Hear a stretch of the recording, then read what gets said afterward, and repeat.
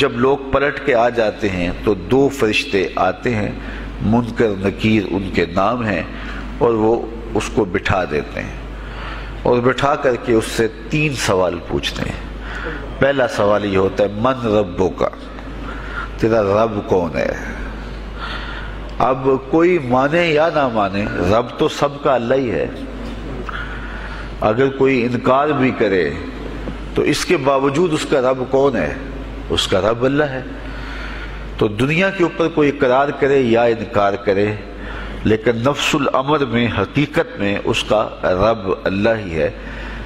یہ تو حقیقت ہے، یہ تو طے شدہ ہے۔ لیکن جو عقیدہ دنیا پہ رہا ہوگا وہی عقیدہ اس کے لہجے میں آئے گا۔ اگر اس نے عملاً، رویتاً، قولاً، فعلاً اپنے اللہ کو اپنا رب مانا، رب کہتے ہیں کسی چیز کی تربیت اس کی استعداد ذاتیہ کے مطابق کرنے والا رب کہلاتا ہے۔ تو اللہ تعالیٰ جل شانہ ہم سب کا خالق بھی ہے، مالک بھی ہے، رازق بھی ہے، اور ہماری ضروریات کا وہ کفیل بھی ہے۔ وہ ہمارا رب ہے، اور صرف ہمارا رب ہی نہیں ہے، رب العالمین ہے، پورے جہانوں کا رب ہے، پوری کائنات کا رب ہے۔ خالق بھی سب کا وہی ہے اور رب بھی سب کا وہی ہے۔ جو اسے مانتا ہے اسے بھی رزق دیتا ہے، جو نہیں مانتا تو اس کے لیے بھی رزق کے دروازے بند نہیں کرتا۔ حضرت ابراہیم علیہ السلام کی عادت یہ تھی کہ جب تک کوئی مہمان نہیں آ جاتا تھا اتنی دیر تک کھانا نہیں کھاتے تھے۔ بھوک لگتی تو کوئی مہمان ڈھونڈتے تاکہ اس کے ساتھ بیٹھ کے کھانا کھاؤ۔ کھانا جتنا بھی مرغن اور جتنا بھی جو ہے وہ پرتکلف کیوں نہ ہو، اگر مہمان کے ساتھ کھایا جائے گا تو اس کا قیامت کے دن کوئی حساب نہیں ہوگا۔ تو مہمان کے ساتھ وہ کھانا کھایا کرتے تھے۔ مہمان اللہ کی رحمت ہوتا ہے۔ اچھا، وہ ایک دن مہمان ڈھونڈنے نکلے تو ایک بوڑھا شخص ملا تو اسے اپنے ساتھ گھر میں لے آئے، بٹھایا دسترخوان پہ۔ جب کھانے کا وقت آیا تو کہا کہ اللہ کے نام سے شروع کرو۔ اس نے کہا میں تو اللہ کا نام نہیں لوں گا، میں تو بتوں کا پجاری ہوں، بتوں کو پوجنے والا ہوں۔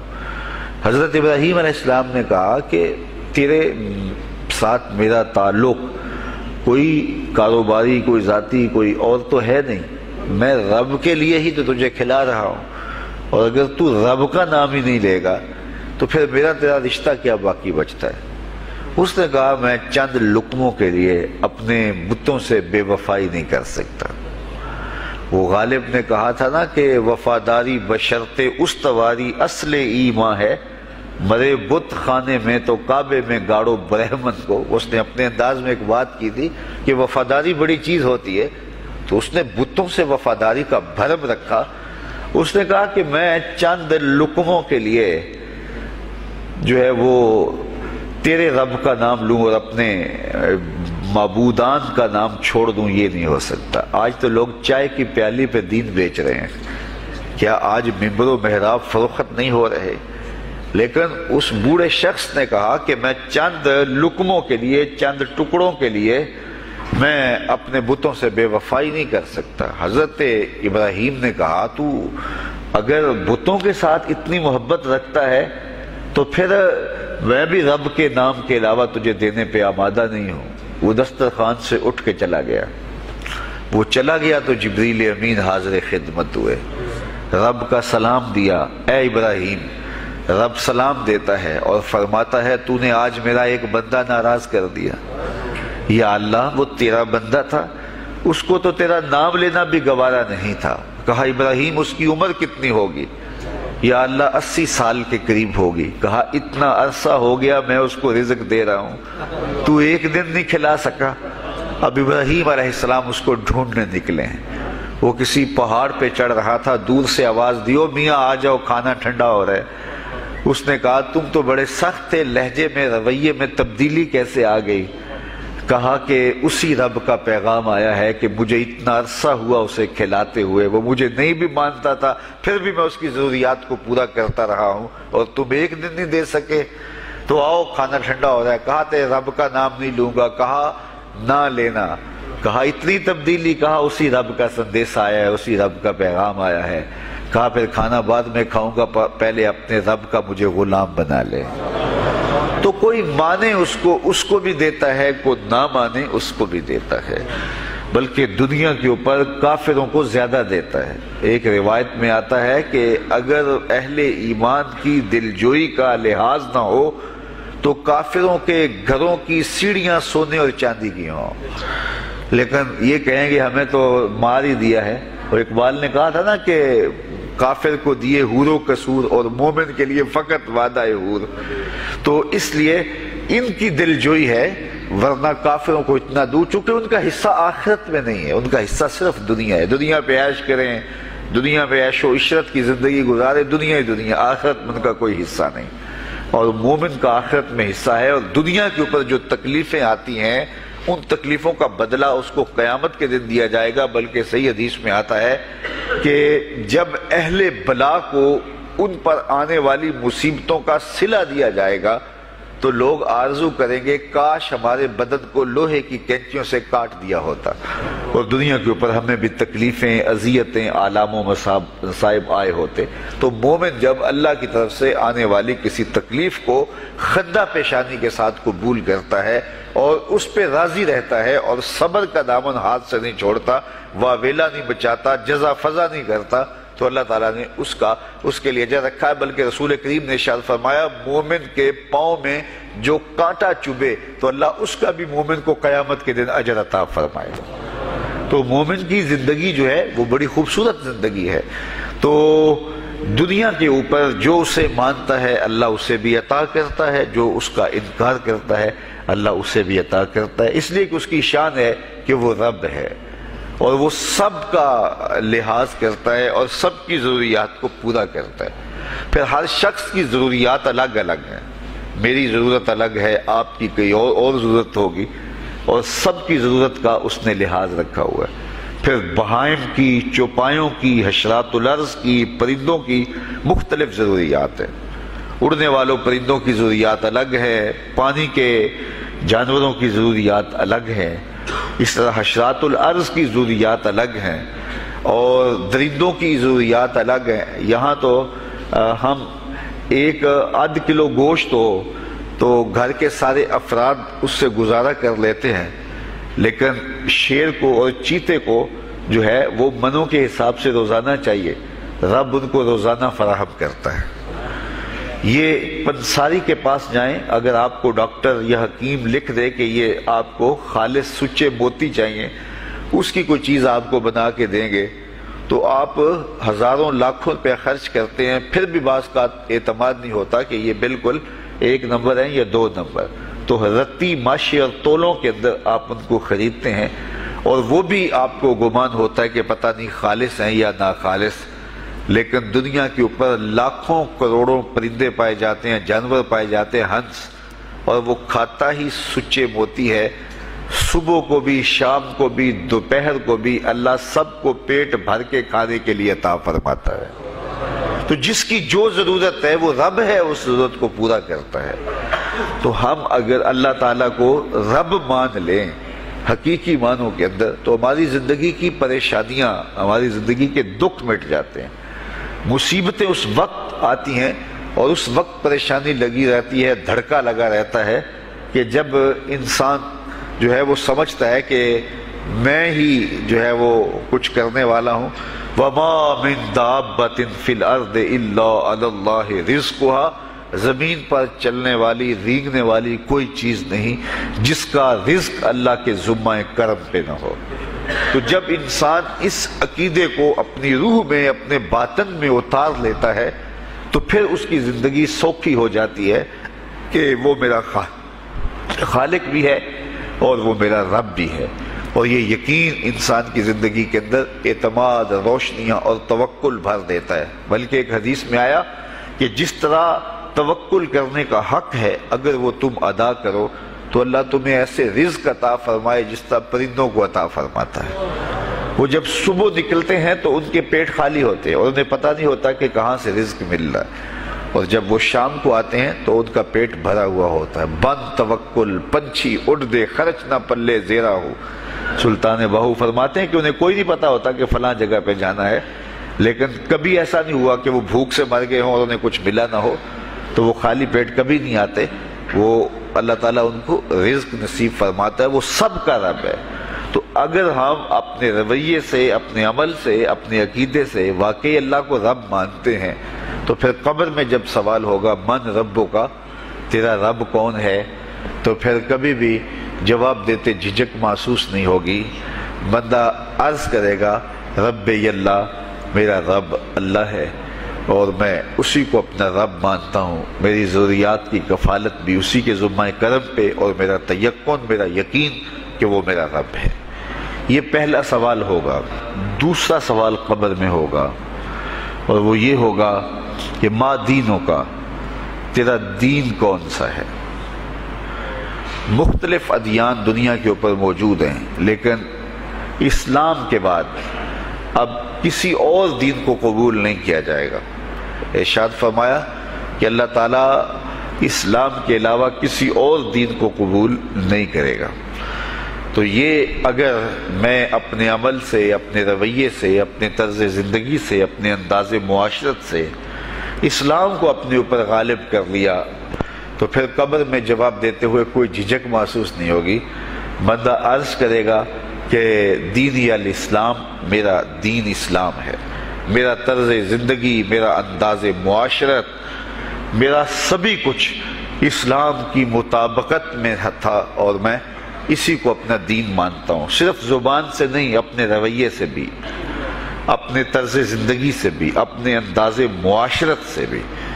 تو یہ جو ہم اسلام کے دائرے میں داخل ہوتے ہیں اور ہم اپنے دین کو اسلام قرار دیتے ہیں، تو دین انسان کی زندگی کے تمام شعبوں پر حاوی ہوتا ہے، اور اس کا طرز زندگی، اس کا انداز معاشرت اس کی مطابقت میں ہونا چاہیے.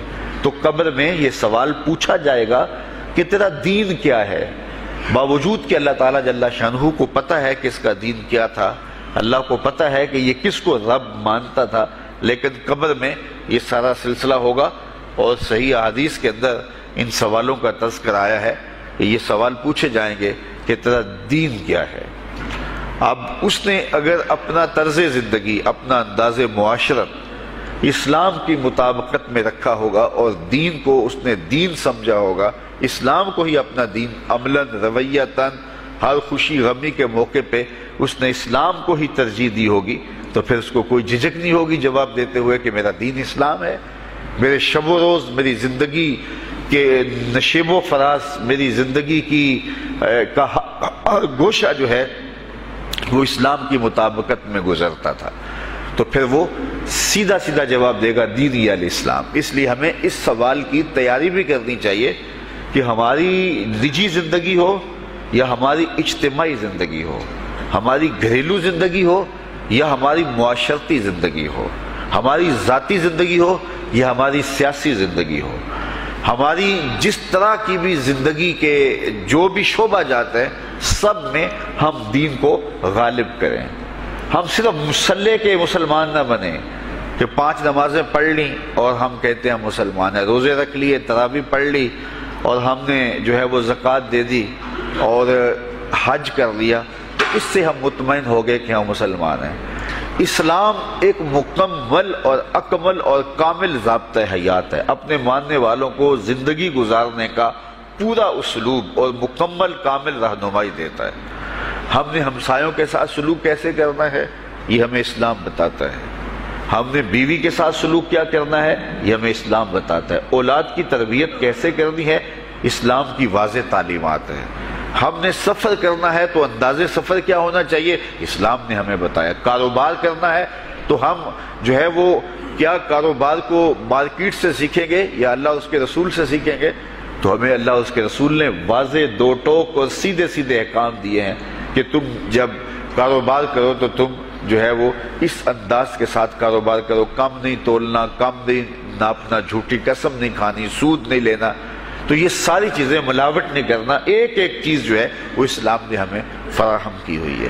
تو پورا دین جو ہے جب ہم اختیار کریں گے، ہمارے رویے، ہمارا طرز زندگی، ہمارا انداز معاشرت جب دین اسلام کے مطابق ہوگا تو قبر میں سوال کا جواب دینا ہمارے لیے کوئی مشکل نہیں ہوگا۔ اور اگر ہمارا طرز زندگی کچھ اور طرح کا ہوگا تو کیا صرف یہ کہہ دے کہ ہم مسلمان ہیں؟ یہ تو پھر ایک کافر بھی کہہ سکتا ہے کہ میرا دین اسلام ہے، ایک منافق بھی کہہ سکتا ہے کہ میرا دین اسلام ہے، لیکن ایسا نہیں ہوگا۔ جو ہماری کیفیت قلب ہوگی قبر میں اس کا جواب اس کی مطابقت میں آئے گا۔ وہاں یہ دنیا کے معاملے یا دنیا کی یادداشتیں نہیں ہوگی، وہاں کیفیت قلب کے مطابق جواب دیا جائے گا۔ یہ کافر جواب نہیں دے سکے گا کہ میرا رب اللہ ہے، کیونکہ وہ عمل سے، رویے سے اس کو اپنا رب نہیں مانتا ہے، تو حقیقتاً تو اس کا رب اللہ ہے، لیکن وہ یہ جواب نہیں دے پائے گا۔ اسی طرح جو شخص اپنے طرز زندگی کے اندر اسلام کو داخل نہیں کر چکا ہے اور اسلام کو اس نے اپنا ہادی رہنما نہیں بنایا ہے، تو وہ قبر میں سوال کا جواب کیسے دے سکے گا کہ میرا دین اسلام ہے، چونکہ اس کا رویہ، اس کا طرز زندگی اور اس کا انداز معاشرت ایسا نہیں رہا ہوگا۔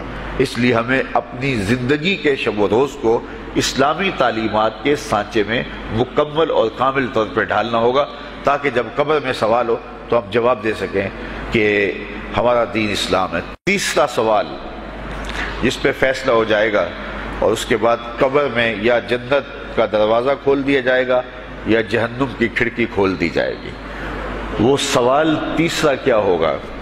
اور وہ سوال بھی عقیدے کا ہے، بلکہ بخاری شریف کی ایک روایت کے مطابق 3 سوال نہیں ہوں گے، ایک ہی سوال ہوگا، اور وہ یہ تیسرا سوال ہوگا۔ فرشتے پھر پوچھیں گے حضور علیہ الصلوۃ والسلام کے روضہ دور سے اور قبر کے درمیان سے پردے ہٹا دیے جائیں گے، اور رسول کریم صلی اللہ علیہ وسلم سامنے ہوں گے، اور فرشتہ حضور کی طرف اشارہ کر کے کہے گا ما کنت تقول فی ھذا الرجل، ان کے بارے میں زندگی میں کیا کہا کرتا تھا۔ یہاں یہ نہیں ہے کہ تو نے کیا کہا تھا یا اب کیا کہتا ہے۔ جب مضارع کے اوپر کانا یا جو ہے وہ کانا کے مشتقات داخل ہوں تو پھر وہ ماضی استمراری کا جو ہے وہ معنی دیتا ہے۔ تو ما کنت تقول کا معنی یہ ہے کہ تو کیا کہا کرتا تھا، تیرا لہجہ کیا تھا، تیری زبان کیا تھی، ان کے بارے میں تیری رائے کیا تھی، تو کیا بولا کرتا تھا، کیا کہا کرتا تھا۔ تو یہ حضور علیہ الصلوۃ والسلام سامنے ہوں گے اور یہ سوال پوچھا جائے گا۔ اب ابو جہل سے پوچھا جائے گا ما کنت تقول فی ھذا الرجل، تو وہ کہے گا ہے ہاتھ لا ادری، ہائے افسوس میں نہیں جانتا یہ ہیں کون۔ ابو لہب سے پوچھا جائے گا، وہ کہے گا ہے ہاتھ لا ادری، ہائے افسوس میں نہیں جانتا یہ کون ہے۔ اچھا جانتا نہیں تو پتھر کس کو مارتا تھا، جانتا نہیں تو گڑے کس کی راہوں میں کھدواتا تھا، جانتا نہیں تو اوجریاں کس کے اوپر ڈلوایا کرتا تھا۔ آنکھیں پھاڑ پھاڑ کے تو ساری زندگی دیکھتا رہا، لیکن آج ابو جہل قبر میں اترا، حضور کی صورت نورانی سامنے ہے، اور پوچھا گیا کہ یہ کون ہے، یہ نورانی چہرے والے کون ہیں؟ تو ابو جہل کہتا ہے ہائے افسوس میں نہیں جانتا یہ کون ہے۔ اچھا جانتا نہیں تو پھر پتھر کس کو مارتا تھا؟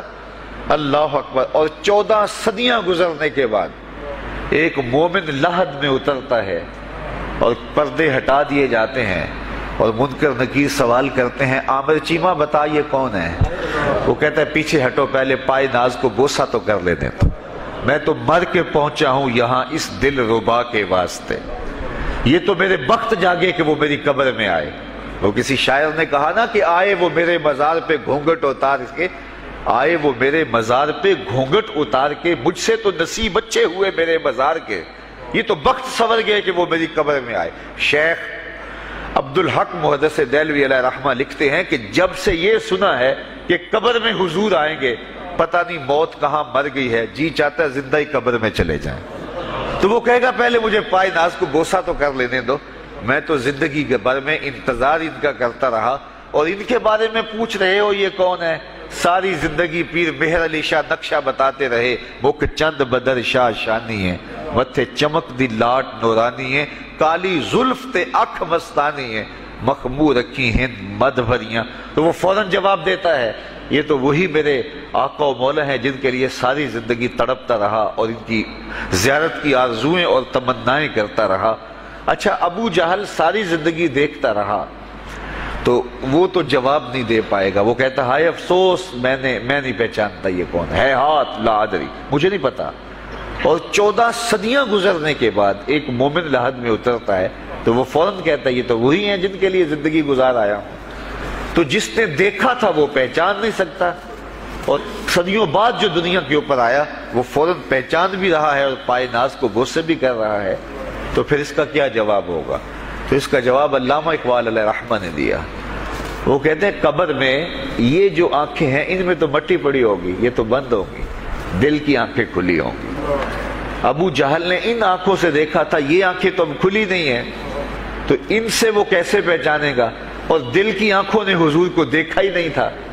اور یہ صدیوں گزرنے کے بعد جو مومن لحد میں اترتا ہے اس کی گو ان آنکھوں نے نہیں دیکھا تھا، لیکن در دل مسلم مقام مصطفیٰ است، مومن کے دل کے ڈیرے کے اندر مومن کے دل میں حضور ہی بستے ہیں، اس لیے اس کی آنکھوں نے، دل کی آنکھوں نے حضور کو دیکھا اور پہچان لیا، اس لیے کہ دل کی آنکھوں نے حضور پہلے بھی دیکھے ہوئے تھے اور دل آرزو میں مچلتا رہا، اس لیے دل کو پہچاننے میں دیر نہیں لگی۔ تو وہاں یہ آنکھ نہیں پہچانے گی، یہ آنکھ پہچانے گی، اس لیے اقبال نے دوسرے مقام پہ کہا دل بینا بھی کر طلب خدا سے کہ آنکھ کا نور دل کا نور نہیں۔ آنکھ کا نور اور ہے، دل کا نور اور ہے۔ تو اگر کوئی شخص دنیا کے اوپر دل کے نور سے بے بہرا رہا، قیامت کے دن یہ آنکھیں اسے فائدہ نہیں دے گی، بلکہ اللہ تعالیٰ نے خود قرآن مجید میں ایک مقام پہ فرمایا من کان فی ہذہ اعمی فہو فی الآخرۃ اعمی واضل سبیلا، جو اس دنیا میں اندھا رہا کل قیامت کے دن بھی نابینا اٹھایا جائے گا۔ اس سے ان آنکھوں کی بے نوری قطعاً مراد نہیں، کسی مفسر نے نہیں لکھا، بلکہ وہ تو واضح حدیث میں آتا ہے جو دنیا میں ان دو محبوب چیزوں سے آزمایا گیا، اللہ تعالیٰ قیامت کے دن اسے صلہ عطا فرمائے گا۔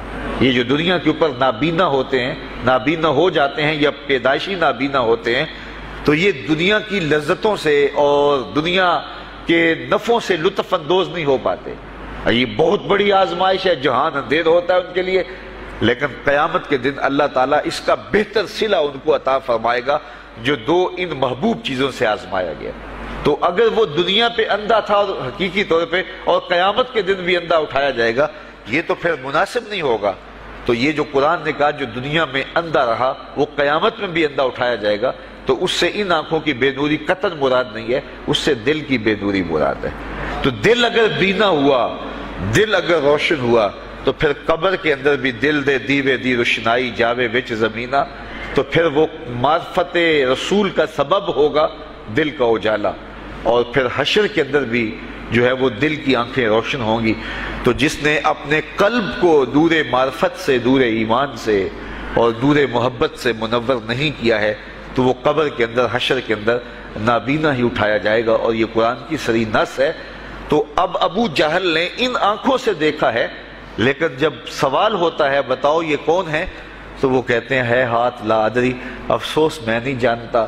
اور صدیاں گزرنے کے بعد ایک مومن لحد میں اترتا ہے، ظاہری ملاقات بھی نہیں ہے، جب اس سے پوچھا جاتا ہے یہ کون ہے، تو وہ کہتا ہوا محمد صلی اللہ علیہ وسلم، یہ تو وہی آقا ہے جن کے لیے ساری زندگی، جن کے تذکروں کی خوشبو سونگھتا رہا ہوں، تو مجھے تو جو ہے وہ ان کے پائے ناز کو بوسہ کر لینے دو۔ تو بتاؤ اس کے دل کی آنکھوں نے حضور کی معرفت حاصل کی اور حضور کو پہچان لیا، تو دل بینا بھی کر طلب خدا سے کہ آنکھ کا نور دل کا نور نہیں۔ تو حضور علیہ السلام کے حوالے سے جب سوال ہوگا، اگر اس سوال کا جواب نہیں آیا تو پھر جہنم کی کھڑکی کھول دی جائے گی، اور اگر اس سوال کا جواب آیا تو پھر جنت کے دروازے کشادہ کر دیے جائیں گے، اور جنت کی ٹھنڈی ہوائیں اس کی قبر میں آ جائیں گی، بلکہ حدیث میں آتا ہے اسے کہا جائے گا کہ نم کنومت العروس، ایسے سو جا جس طرح دلہن سوتی ہے۔ اور وہاں سے لے کر کے حشر تک کا سفر جو ہے اس کے لیے بہت لمبا سفر نہیں ہوگا، وہ ایسے ہوگا کہ جو ہے وہ ایک خوبرو کے گلے سے ہار گرے گا اور وہ موتی ٹوٹ کے گر جائیں گے، اور وہ اس کو چننے میں مصروف ہو جائے گا، ابھی سارے موتی چن نہیں پائے گا کہ قیامت آ جائے گی۔ یہ مومن کے لیے اللہ نے آسانی رکھی، 50,000 سال کا دن ہوگا یوم محشر، لیکن جو مومن ہوگا اس کے لیے حشر کا اتنا بڑا دن ایسے ہوگا جتنا عصر کا وقت ہوتا ہے، تو اتنے تھوڑے وقت میں اس کے لیے گزر جائے گا۔ تو یہ 3 سوال قبر میں پوچھے جانے ہیں، ہر شخص سے پوچھے جانے ہیں، مومن سے بھی پوچھے جانے ہیں اور کافر سے بھی اور منافق سے